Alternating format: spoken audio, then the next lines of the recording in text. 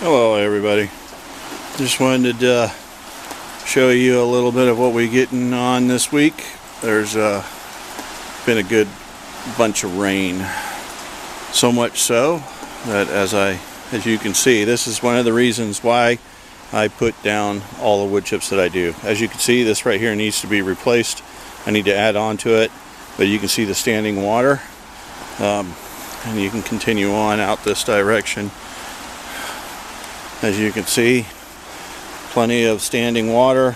My poor greenhouse, I need that redone, but you can see this is the problem that we have here, and this is the reason why I lay so much wood chips down that I do, to try to continue to raise this ground and convert the humus.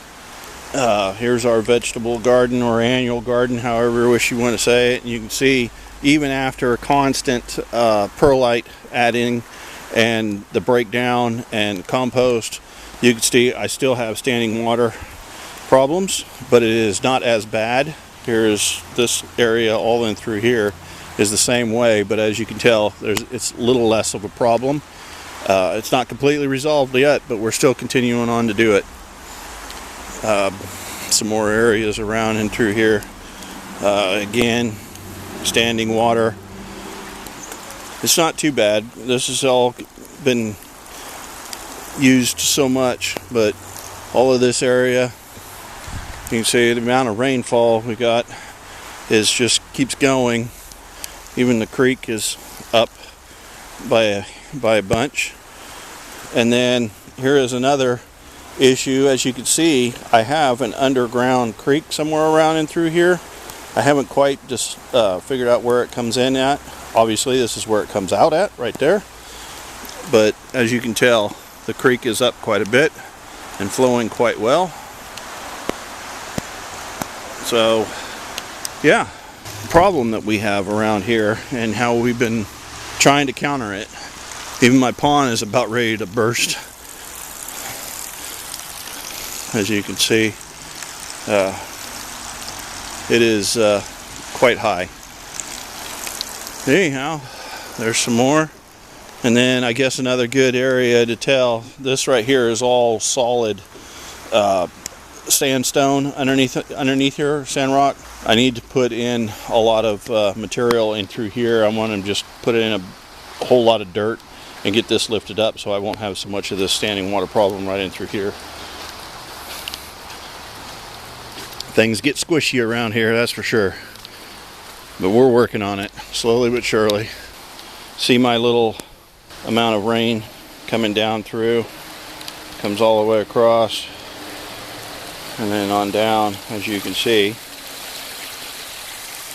And this is coming up from the top of the hill. So this is all coming down from my driveway into the yard. And this is the reason why I started doing this. Also, so that way I can get it so it doesn't erode any of what's left of the dirt and side. So this way I can get it all traveled to where it goes down right there and goes straight down a bunch of rocks into the creek. But yeah, what a beautiful day to express the lovely water that we have around here.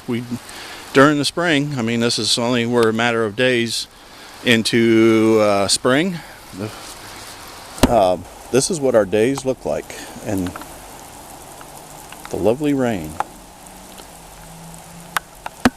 and the struggles that we go through to make sure we can walk around and our plants can grow without getting too saturated. Anyhow, the lovely Pacific Northwest, right on the coast in a tempered rainforest.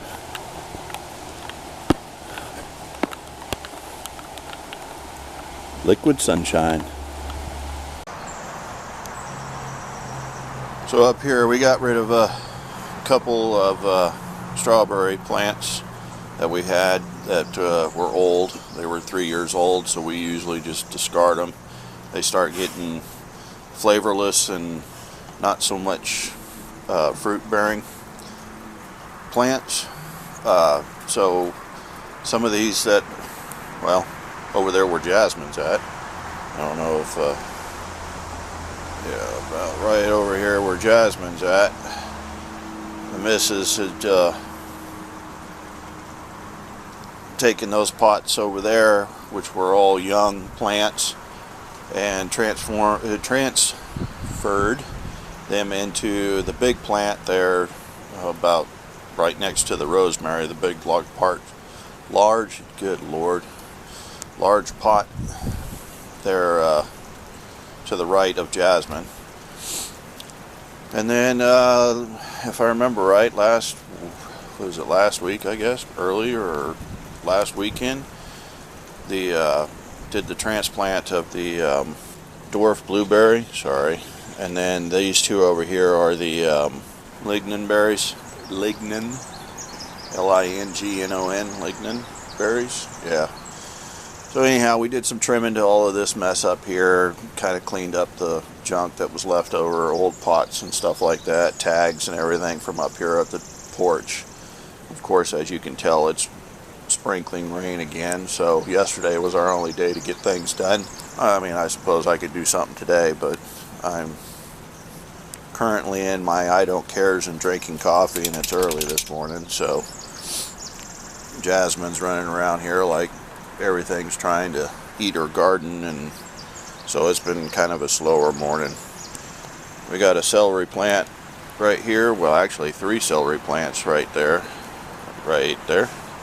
that we cleaned up. I cleaned up a little bit yesterday. And then if you hold on a second, I will give you an overview of the entire property, well, half property. So if you give me a second here. Also, here you go. This is zone 1 of our property for if you get into, you know, the whole, you should plant this here in zone 1, zone 2, and then zone 3, all the way up to, I think there's actually a zone 4 and 5. We keep everything here in zone 1 for right at this moment, due to this is where most all of the sun hits during the summertime. So the entire garden and permaculture aspect of everything that I'm doing is all right here, as you can tell. And there you have it. So right there is our very first greenhouse that I built for us, and then that is like the 3rd iteration of chicken coops, and it's still not protecting enough. We got a weasel that is gone through and killed 2 of flocks, and so now I got to build a run for it, and before we get any more animals. It's just, we can't get them to free range anymore, and it's just too dangerous for them. We do have hawks, we do have some bald eagles here, we do have turkey buzzards and mink, raccoons, cougars, bears, coyotes. I think that's about all I've seen in, well, besides the deer, that's about all we've seen in the yard in the past couple years. And then right there is my mess of, right there is my mess of compost, but everything goes there. It'll all break down eventually. And then this right here was my second, this one right there is our second greenhouse. And that was a concept. I actually dug down inside there during the summertime or late spring when it's not so wet underneath there. I'll open it up and show everybody. But anyhow, I dug down probably about 1.5 feet to try to get it to down, so that way we can raise the temperature in there and also keep the ground temperature a little more stable. that concept was kind of a big failure. It's a flop, and plus my creation and building job is probably not the best in the world. As you can see, it's a wreck right at this moment. So I got a lot of rebuilding to do on that. I think I'm going to continue to keep the concept on the inside. I'm going to build boxes, so that way, even though it's down about 1.5 feet, I will have it cinder blocked in there, and that way we can grow all year long around here, plus some of the more like tomatoes, peppers, and so on and so forth that doesn't get enough heat due to where our location is at. Then I can and the wife can grow stuff inside there that we typically wouldn't be able to grow just naturally on the outside. So that's what that greenhouse is for. And then all the rest of this is all annuals, fruit trees, herbs, and whatever else we can put in there. Obviously flowers to bring a lot of the native bees. We don't have any honeybees here.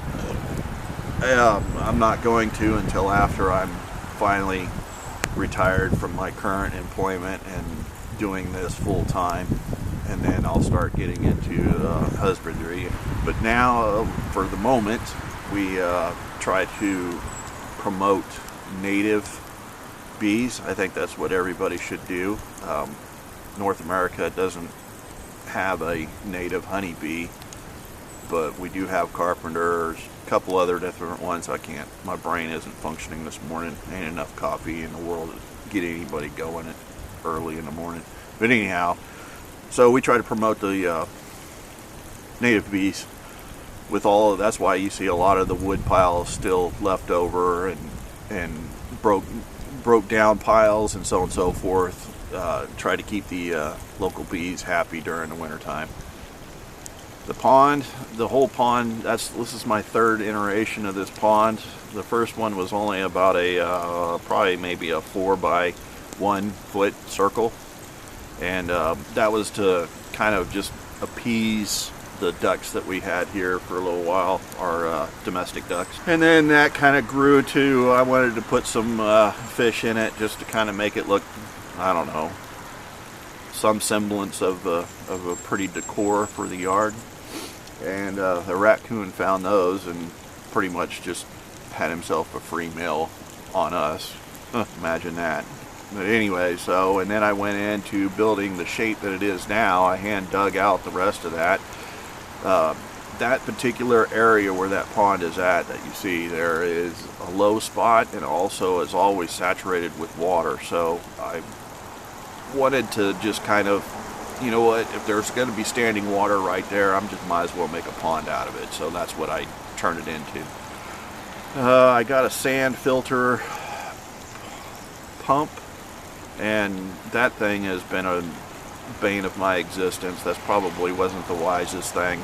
I should probably buy a real pond pump, but you know what, it is what it is. Right now I've got some Canis in there, I've got umbrella plant in there, I've got a lotus plant in there, I have a lily pad, and then I have 2 new ones. One's an iris, and then I can't remember what the other one is. And then I also, up here in the creek portion of it where that metal heron is at, I've got some society garlic in there. And then of course in the big pot, I don't know if you can see it, but anyhow, this pot that's right there, it has a dwarf cattail, I guess you could say. I think that's what that is. And then we got some golden yews planted around it. I have the wife put in some elephant ears, and then we got some barberries wrapped around there.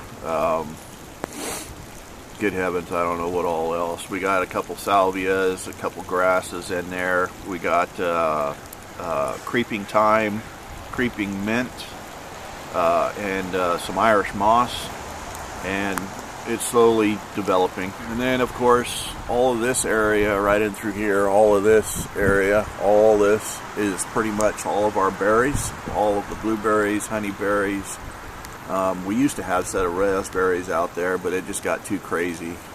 We had Ann's towards your right side of the screen, and then we had Willamette on towards the left-hand side of your screen. We got daylilies in there. Tulips are about ready to come up, and then I got a cherry tree that we moved, and it's up here closest to the bench, the one on the right. And then currants are out there. I got jostaberries out there. I wouldn't say there's much more than that. Just all kinds of berries. Daffodils, daylilies, tulips, chives, sages, salvias. We got a California lilac over there. That's this big plant right there, I do believe. Yeah, right there. And then we've got the tulip magnolia, rose hips, St. John's wort, catmint, I think is out there. We got clary sage out there. But anyhow, and then over on the other yonder side is another piece of property over yonder. And that's on the back side back here, all this area. And I haven't worked on any of this up here to clear out, but I'm going to leave it for right now. This right here is a beautiful, beautiful red rhododendron, and then we got some blue Nikos, pistachio, hydrangeas. We have a wisteria, not a wisteria, we have witch hazel back there. Right there on the screen, I don't know, I can probably zoom in. Let's see if I can zoom in without disturbing too much.